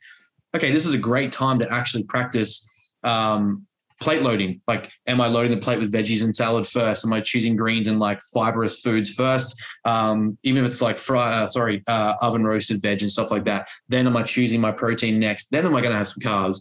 Chances are by the time you've had all of that, you're not going to want 3 slices of fucking apple pie or like cake and ice cream or whatever. So it's not that it's an eating disorder or disorder behavior because you're tracking food or like you're eating to a plan. It's that you're being conscious of where you want to be beyond Christmas and beyond New Year and beyond like where we're working towards, and you're still able to be in the moment, in the process. So it comes down to the intensity, to me, the intensity of the goal, the approach the client wants to take and what they're willing to accept as the consequence of that outcome and that action. Yeah. So do you want to feel shitty? Do you want to go backwards from where we've been working towards? It's like Ben said, it's 2 days back okay to you? Or do you want to keep progressing? Because food is food. It's not going anywhere. Like, if you can still be in the present moment with your family and friends and like you just have less shitty carbs than some other people, they're probably going to make those dumb comments like, oh, is that healthy? Did you track that? Like, that's a very common occurrence and it pisses me off. But to simply just dismiss that, you know, hey, don't do anything, or like you've got an eating disorder because you're conscious of the food you're having on Christmas, like Christmas is social, just give up all plans. What do you mean? What does that even mean? What does that mean to your clients if you're telling them that their goals are irrelevant for one particular day? Does that mean that there's other days that it can be relevant? Like, what's the limit here? Is it just Christmas, or is it New Year's as well? Is it Boxing Day? Is it then Australia Day? Is it then fucking Easter? Like, what days are acceptable to dismiss your goals? Yeah, I completely agree. I think knowing your client and, you know, the client's goal, and if you, to be honest, if you've got the client, you've had them for a while and you're semi good at what you do, you can plan a refeed even if they're in a diet phase on Christmas Day. Just saying. Yeah. you can plan around that. It's not that difficult. But that's still goal-oriented behavior, right? Well, exactly right. It's just you're being smart with your application of your knowledge. You know, it's not very, and it doesn't deter from their goal. So it's like everyone wins. They're still on track for their goal. They get to chill out and not have to focus and worry too much, especially based on the family. Like if we take into ethnicity into account, man, I don't know about you guys. You ever been to a WOG fucking Christmas? All the listeners, if you're a WOG, you get what I'm saying. Good luck dying at a WOG Christmas. Like, it doesn't happen. You say to your grandmother or your auntie, I'm dieting, you get bashed. Like, it doesn't, this is how it is. And it's like, most families are like that anyway. It's kind of like, it's family time. And again, like we've spoken about, families tend to associate things with food, like time with food. And if you're an adult, it's a social construct. the social construct of eating and drinking and sharing a meal. That's just how it is. It's been done since the dark ages. It's just how it is. So it's like, okay, if we know that this is the process and this is what's going to happen, how can we maximize it or put it and make it to our benefit? It's like, well, okay, if you're in a dieting phase, refeed on the day, which is what I'm doing with a ton of my clients that are still going through dieting phases. And I said, hey guys, sorry, we've still got goals. Like, you pay me. This is what's going to happen. Man. Some of the variances I have in clients individually right now. One wants to do a protein sparing fast. So one wanted to do that, wanted to try that, because one of the things that long term is like, though our goal is to be on stage in a couple of years' time, the idea is that I want to expose him to degrees of fullness and degrees of hunger, so that when it comes to comp, he's not experiencing hunger for the first time. And then all of a sudden, all of the exacerbated hormonal responses, psychological responses are like going crazy. So he wants to experience hunger and experience what it's like to train hungry, feel hungry, be empty, and keep living, and realize that, hey, I'm not actually dying. I'm not focused on the end of the world because I'm hungry. I'm actually still fucking alive. Fucking 1,500 or 1,200 or 800 calories is still more than fucking 1945 Stalingrad. So chill out. Then he also wants to experience fullness. So when we go through a growth block, we'll push up his food and see how he feels comfortably. That's just one guy. He wants to practice. I think today he's doing his protein fast. I got another guy who literally just said, Christmas isn't a thing to me. I'm going to stick to my meals entirely. I've got a client. She's working her roster for shift work, and she's like, I'm just going to stick to my meals. Like, I'll just stick to breaking up my meals, space it out. There are some people I'm like, look, I understand that you are a very family orientated person. So what do? We fucking mitigate the consequences, prepare for the day, be active where we can, still have water. Don't go like, be mindful enough to ask yourself the question, am I eating like an asshole or am I going to drink like an asshole? And one of the things that me and Dalton talked about is internally having the conversation with yourself about whether you are comfortable with the amount you're going to drink, or should you regulate yourself and sort of have that preemptive conversation, because then you're preset to set the boundaries early with friends and family. I'm only having 2 beers today. I'm only having 3 beers today. I'm going to drive. I'm only having 2 beers, or I'm having a bit of cake, whatever. You're also putting responsibility on the client, because at the end of the day, they're adults, they're not kids. Yeah, exactly. Like, you are also responsible for what goes in your mouth. So, we can give you all the tools as coaches, but at the end of the day, you can do one of two things. You can adhere to it and be like, okay, cool, and trust us, or you can be like, oh, fuck it. Here's a flip question then, because if tracking is considered an eating disorder metric, which apparently it is, which is a load of shit, is telling people to eat whatever the fuck they want on Christmas because it's Christmas not enhancing a poor relationship with food anyway? Because if you need a specific day to feel validated to go eat like an asshole, whatever you want, that tells me more that you don't have the executive function and the prefrontal cortex capacity to handle not eating like an asshole. So like if your coach is saying just go eat, it's whatever, eat whatever you want today, and you then choose to eat like fucking 10,000 calories, that indicates to me that you have a poorer relationship than if I said, hey, look, let's load our plate with certain foods first. Let's just be a little bit more predominantly in this way. We are on a restricted calorie count. Let's fucking choose more veggies and more protein over carbs, desserts, and fats. Mm-hmm. Which one's worse? I would argue that the first one is a lot worse. Yeah. I mean, I'd be impressed if someone ate 10,000 calories. Send me a list. I'm curious. I'll see what I can do. Yeah. Challenge well, now we're talking about my Christmas. Look, I think, Aaron, you made a really good point of like preparing for this. And I think Christmas Day again it's too zoomed in. Like what's the fucking month like? Exactly right. Like I don't have necessarily clients who are willing and or able right now to dig themselves into a hole like that. So my whole process for the whole month of December, particularly having a heavily New South Wales and Queensland based client base, it's like, yeah, we're in a fat loss phase, but it's not that aggressive because I know you're going to go out and have dinner with your friends on Friday night because you haven't fucking seen them for 2 years. Yeah, 100%. I know that there's going to be extra drinks and there's going to be extra this and there's going to be extra that. So I'm not going to drive you into this hole where you just fuck up all weekend because it's like, well, I can't hit 1,200 calories, so I'm just going to send it. It's like, well, how about we just eat 1,650 and you feel okay there and maybe you get a couple of high days as well. You understand your progress is going to be a little bit slower, but we're able to train harder, progress in other areas, et cetera, et cetera. And they're like, yeah, fuck yeah, that sounds like a really good way to go. Do you want to push yourself? If you do, let's fucking do it. If you don't, then don't. I think again, zooming that lens out of what that day looks like in like a greater, larger picture, like you said, Ben, like I hate the idea that someone can tell you not to track. I think that's just exactly the same as saying to someone you have to. Yeah. I think they're exactly the same behavior. Yeah. It's like, it's none of your fucking business what someone else does with their food. And you can't decide that they have an eating disorder just because they have a goal that you're not willing to pursue. Yeah. It's the anti-diet culture rhetoric that fucking pisses me off. It fucking kills me. It's you are literally in the process of you attempting to be virtuous and like change the fucking system and change culture. You are creating the same culture, but you flipped it on its head and just doing the exact same thing, but of a different approach, and then trying to justify yourself because maybe you have some internal insecurities that you aren't willing to address or move on from, or like, you know, you don't have the capacity to compete or to hit that calorie deficit or be on that level of adherence, which is fine. Just don't say anything. Like, just shut up. That's it. That's all that really has to happen is like, if you see someone tracking food at Christmas or bringing pre-made meals, or they're being mindful of what's going on their plate, or they're having 2 beers instead of 10, your commentary to them, because they are being adherent, is just as detrimental and negative than if they were to say anything to you about your weight or being fat or being lazy or like not doing it. So don't pick up the pity party and victim card if someone calls you out for it, and then you go and say similar things, but of a different, I guess, tone. Different angle. Yeah, just different angle. Same shit, different arsehole, really. Yeah. Literally. Yeah, 100%. Well, that's, I think, all the questions I have. That's sweet. We've done quite a few. Been here for an hour talking on questions alone, which has been nice. Do you want me to throw one at each of you? If you would like to. Did you throw up a Q&A? I didn't, but I had a really interesting chat on our podcast with Jason on these. I'm going to make it 1 instead of 3, so we're not here for another 3 hours. That's fair. Told you that. One thing you liked about this year in the fitness industry, one thing that you hope to happen next year in the fitness industry. One thing that I liked about the fitness industry this year. I like that. I like the feuds between the top guys. It's always fun to watch.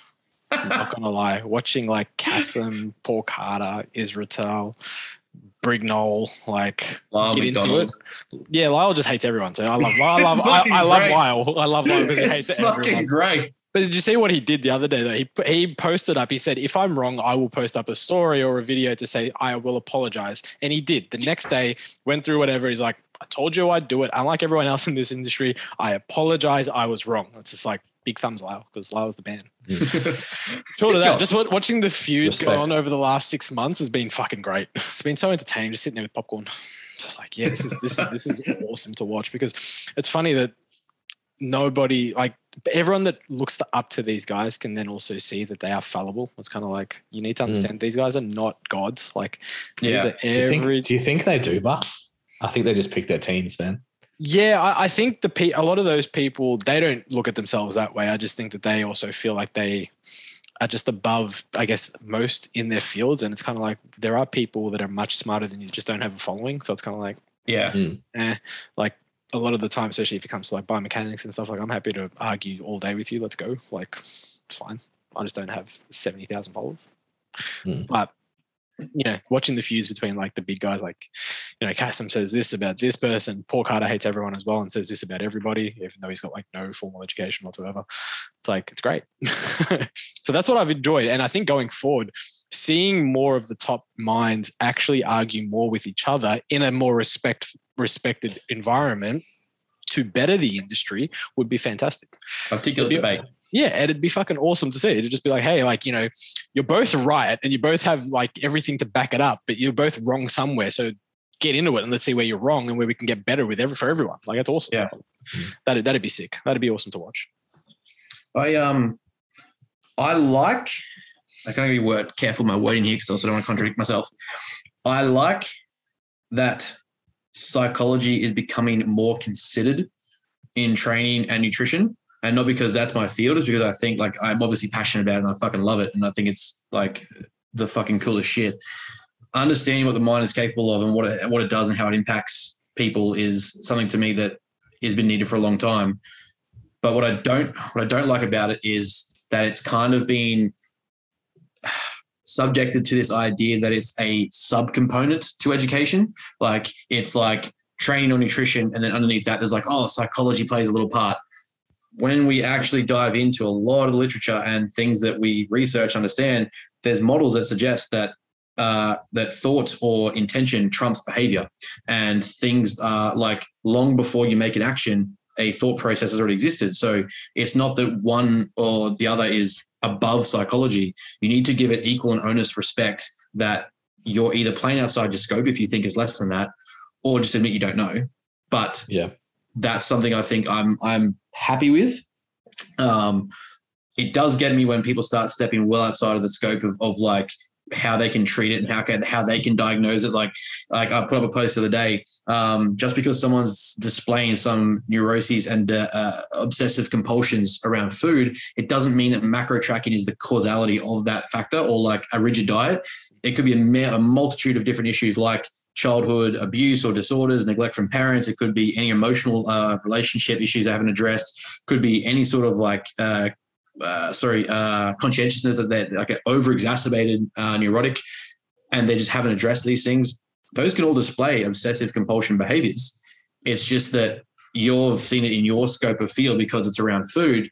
That doesn't necessarily govern you to then diagnose and treat it. It's like, but that's become a very strong thing right now, is it rather than, and we've talked about it heaps of times, that passing up that client or moving on from that client because you don't suit them. Oh no, I can treat eating disorders. Hang on, it's not really an eating disorder. It's an underlying subconscious neurotic tendency because of repressed emotions or issues from childhood that is well outside your scope. So it's kind of like a two-pronged for me, that I like that it's becoming more popular, because understanding someone's head is important, especially for when it comes to behavior change, lifestyle change, like introducing eating techniques or introducing training modalities and like intensifiers and like mental triggers, cognitive skills. It's great stuff. Just be mindful of where that diagnosis goes and where your limitations of your knowledge are before you go start making bold statements and like huge claims about someone's diagnosis or someone's like mental skills or behaviors. Where I'd like to see it go next year, that's a good one. I'd like nutritionists to stop diagnosing eating disorders. Yeah. I would like to see people be more understanding that because something is not in line with the goals that they have or are capable of, that they should not project their limitations to other people's goals. That is a huge one for me, and it pisses me the fuck off. Your inability to perceive that you can do something is not a reflection of someone else's ability to achieve it. Mm-hmm. So as a coach, if you're willing to place those limitations on a client because you don't think you can do it, pass that client on. Mm-hmm. Tell that client that you don't think you work with them. And yes, to a degree, there's extremities that might need to be addressed. Like if someone's like, hey, I want to do 20 mil a week, what do I do? Probably like, hey, bro, let's get to the bottom of that first. Hey, let's see what we can do with 2 mil, or let's see what we can do with why. Let's start at half. Yeah, let's see why you want to do 20 mil firstly. Like, are you insecure about yourself? Okay, cool. Let's work on that, and we'll slowly increase doses. That's like, yeah, that's fair enough. But yeah, if you're the type of coach who's like, oh, I did a comp once and it led to me having an eating disorder and therefore no one should ever track food, and then you're stopping every single client from tracking food and having these tangible metrics, you're limiting their potential, you're hindering their relationship with coaching, and you're making the rest of us look bad. Stop fucking doing it. Yeah. How about you, Ben? Yeah, 100%. Mr. Scott, what did you say? What did I say? I think the most positive thing, there's maybe two. One, I think personal trainers have realized that they need to fucking run a business because of lockdowns, and that is net positive for the entire industry, because all of us talk about how the industry is shit, but 90% of the industry don't take what they do seriously enough to actually legitimize it as a business. And I think this year taught a lot of people that they have to for the last 2 years. Last 2 years. Last 2 years. Yeah. So I think that's a really positive thing. And I think actually I'll use it as what I hope. It's a little bit started to happen this year, but I'm seeing it more and more. And I don't know if it's just my sphere has changed, but I'm experienced that pendulum start to shift away from this mollycoddling, like it's okay to be average, towards this, like, you know what, fucking go get it. Yeah. Like I'm starting to see that. I think your scope's, I think I think your field and scope of like who you're interacting with is just kind of changing. Yeah. But yeah, I would say on the larger scale, the last 2 years has hit so many people with that bullshit mentality.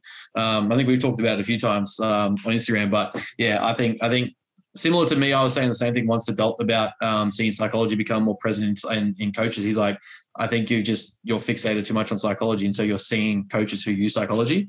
I think you're very much the same way, is that your sphere is kind of getting more involved in that area that you're passionate about, which is like, get the fuck after it. David Goggins type shit, go get it.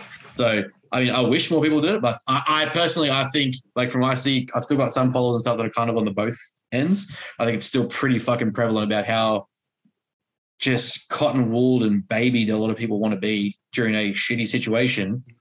Yeah. Yeah, I think it's interesting, like, it's that saying of, like, hard times make hard men make easy times, easy times make soft men. I feel like at least the last 2 years it's been an exposure to, at least for probably us, like sitting here 30-ish, has been the hard time that we've been inspired to as a collectively, like maybe not inside your own individual life, but collectively, it's probably the biggest thing that we've experienced. And that, to me, I think I've seen a few people get triggered by that. Like, you know what? I actually have to take some fucking control. I have to take some responsibility. Yeah. I have to own some shit and get stuff done. So look, I really hope that continues and we continue to learn from that and not just get like, well, now there's this fear of a new lockdown, but get into this false sense of security that like, oh, well, everything's finished now. Everyone will just like take care of me and I'll be fine. So that's my hope for next year, is that everyone gets back to, like, I remember, I don't know about you guys coming up, like, motivational shit was fucking everywhere. Yeah. Like post a photo and put a motivational quote. Yeah. It was like Ziz was the fucking man, not someone being like, it's okay.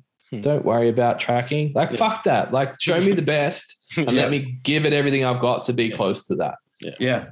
That's the thing, like, that I try to get across to people is like, through matter, you don't, like, the concept isn't, hey, you need to go be the best fucking at basketball because Michael Jordan was.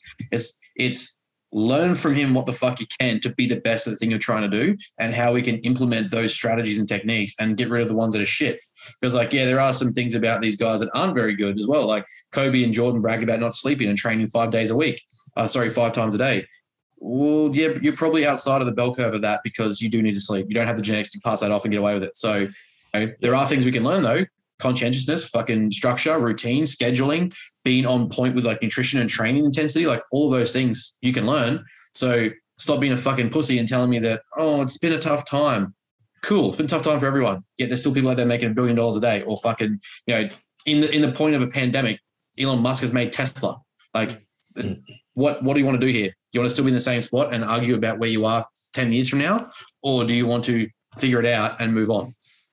Yeah, I think people have lost the feeling of what it's like to try and win. Yeah. And that doesn't mean like you said, you don't have to be the fucking best. You don't have to take home gold. Like, but a win is such a long spectrum. A win for someone is a good week of training and tracking calories. A win for someone else is their first powerlifting meet. A win for someone else is winning program. Like, there's scales to it, but I think people have lost the ability to pursue win. They've lost that ability. And it's like you talked about earlier, like going to the family dinner and copying all of that shit from someone else. It's like, you've got to also appreciate when you are that person that normal in Australia is overweight. It's 6 alcoholic drinks a week. It's probably having more debt than you have income. It's all of these things that is normal. So as soon as you're outside of that, everything comes with a trade-off. So being beyond that and being outside of normal means you're going to get comments, attention, whatever it is for that. But the trade-off is you probably feel pretty fucking good at the end of the week because you know that you gave what you needed to and you got an outcome from it. And I think being understanding of that is really important. So I guess that's what I would like to see next year, is more people consciously choosing to win rather than just accept. Yeah, like that's a key thing that I think is missed in the translation of acceptance therapy or acceptance practice, is that it's one thing to accept where you are, but in acceptance of where you are, we're also working on personal development and progression. Like, I hate people that misunderstand or misread or kind of the lens that they use is kind of focused on the part that says, just accept where I am because it's okay to be here. Yeah, that's great. But acceptance is also like one of the key things in acceptance therapies is that we're looking at goal-oriented behavior. Like, does this decision or this interaction or the situation take me further away from my goal or closer towards it? And those are choice points you get to make every single day. So if you're in that process where you're practicing, like, you know, you're doing acceptance and it's like, well, I had 20 pieces of cake today, but that's okay because I felt good. That's not acceptance. Like that's acceptance, but it's not what we're trying to do here. Like, The right you need to accept where you are and then aim to be better, aim to improve. Whether it's like Jordan Peterson said once, where it's like, I don't give a fuck if you set a schedule, a routine, a program to me and you say, you know what, I had a shit week, I only hit 51%, so I'm not going to try anymore. Wrong.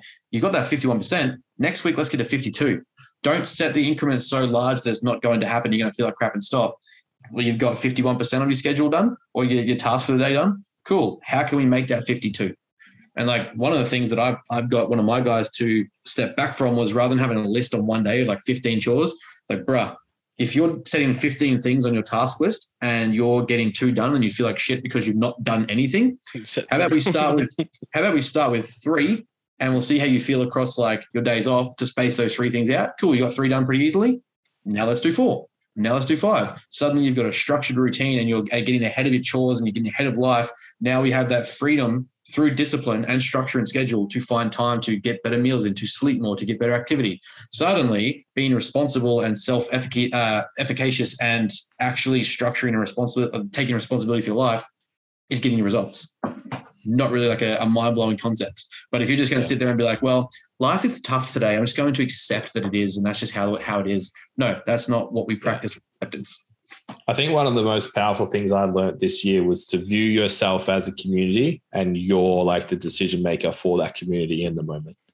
Yeah, I love that. So it's like, okay. You're the boss. Yeah, like we talked about that 4-week thing. It's like, is you 4 weeks from now happy with that decision? Is you 6 months from now happy with repeating that decision? Are you happy 10 years from now repeating that decision for the next 10 years? No, you're not. Well, okay. Well, you right now has the responsibility to you plural on a timeline to make a better choice. And that also goes backwards too. Like, look at it from a reverse perspective is the person you were 5 years ago proud of where you come, where you are? Or like, so then if you aren't and you recognize that you aren't proud, do you want to feel that same way in another 5 years? Yeah. No. Well, then the person you were 5 years ago is now hoping that you change that to be a better person 5 years from now as well. So then you can look back in a 10-year spectrum and go, well, that initial person that I was didn't like it. I changed. And in that time of change, I got to here now to where I am. Cool. I'm like, that's a great transformation of a collective person. Yeah. No, can't complain with that, man. I guess we'll wrap it up there, boys. What do you reckon? I feel like it was a good hour and a half. Good advance. All the questions. As always, thank you for jumping on, Mr. Scott. It's good fun. All right, anytime. It's fun. We'll get you and Jason. Hey, we didn't even talk about that'll be fun. Ben and I have been itching to actually have a conversation off Instagram, so it's good. Well, there you go. Yeah, it's been good. Well, it'll be down, hopefully. What was it, Jan 12? Yeah, fuck it. Jan 14. Close enough. Yeah, so if you guys fucking get the shit under control, then you get stuck down there. I mean, it could be worse. And I was going to say there could be worse places to be stuck, but there really isn't. What's worse than the most lockdown state in the world? Nowhere. what virtuous social justice movement can I join while I'm down there? All of them. Yeah. I'm going to have so many symbols on my Instagram by the end of my visit. As long as you have he, him, you're good. Oh, Benny, we didn't even get to talk about NFTs. I'm fucking disappointed. Mate, we'll be here for another We'll be here another 3 hours. I got shit to do, yeah? Like, fucking, I'm not going to be here another 5 hours. I've got a lot to get done before the end of the year, actually. But what have you got coming out? I'm fucking knocked off. Talk to us. Tell the people what you got. Fuck, how long you got? So you got 3 minutes and go. February 14, we'll be launching our 2 new programs, both on STC Fit and the STC Fit learning side of the business. So for those of you who don't know, learning is to coaches, fit is to clients. Yes. So STC Fit will be launching the Lifters Circle, which is basically going to combine our education programs with our coaching in one portal, one community, with the goal of actually creating a community, because I feel like we've lost that with online coaching in general and just fitness in general. Mm-hmm. Bringing that back, I'm always really jealous when I hear of like guys like Dean, and I know you kind of played around in there as well, Aaron, and Dalton. It's like the fucking forum days. It's like I missed that window. I wasn't part of it. So we're like, fuck it, let's just make our own. Let's create a community of people that can more talk forums shit for me to jump on and talk shit and do that. Yeah. So both of those will be inside what's going to be called the STC Fit District, where everyone can hang out. We'll have group chats and all that kind of shit. And then on the learning side of things, we're going to be launching our 1% coaching program, which is going to have a heap of special guests in there as well as our own stuff, which is building on. So you've got your initial course, which is make $1,000 in personal training per week, move in to become standout leader in the industry, and then 1% national specialist. So really, really excited for those. We've got books coming out. We're building an app and a few other bits and pieces. It's going to be a big year. Yep. And Mr. Mayfield, anything going on with Matter next year that you got launching? Anything we should keep our eyes out on? Eyes out for? Yeah, so he's doing the STC Fit podcast. Oh yeah. I'm keen. I'm in. So I'll be working very tirelessly over the next 3 months to get as much content done for this course as possible.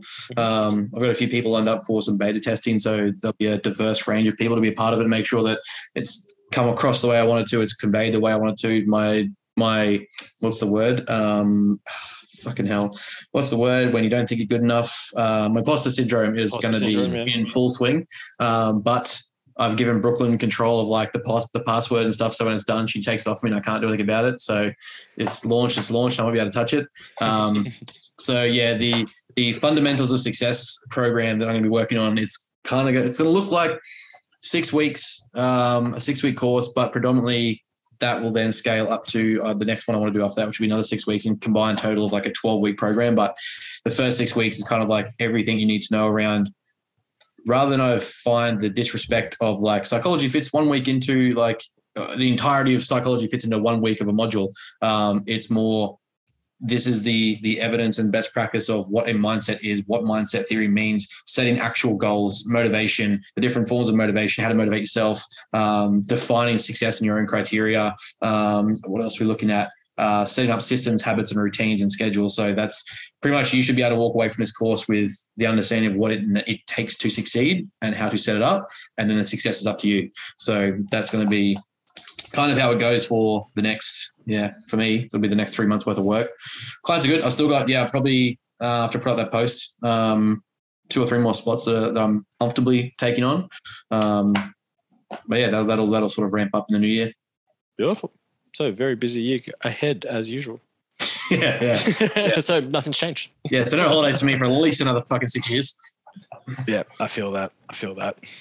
I guess that's it. Sound good? Sweet. Very good. Beautiful. I like it. Thanks for having me, boys. It was fun. I appreciate you coming on. I thought Scaff was going to do a nice Christmas wrap up or like a fucking something, but people know me. No, I don't do Christmas shit. Merry Christmas. Have a happy. You're exactly right. You're welcome. Yeah. Present. Happy Hanukkah. Happy Christmas. Merry Christmas. Happy New Year. I don't know if we're doing one next week. We probably will. I don't know. Probably just be me and you, because I think Chris is in the middle of nowhere with no reception. Fucking selfish. I know, prick, looking after his family. Sounds delightful, though, to be honest. That does sound pretty good. I might go join him, just surprise him and be like, hey, what's up? Cairns is pretty small. It'd be easier to find him. Just be like, hey, Chris. 1 of 3 people there. Yeah, literally. But let's leave it there. As always, to the listeners, thank you for tuning in. Any questions you want answered, you can now also message Ben Scott and blow up his DMs. You don't have to blow up myself and Ben Mayfield. I'll be with Chris without reception. I was going to say you could DM Chris, but you probably won't get them. So thanks for tuning in as always, guys. Have a Merry Christmas and a Happy New Year. If you don't hear from us next week, we will decide and we'll speak to you guys in the new year. See you guys. Appreciate it. Ciao.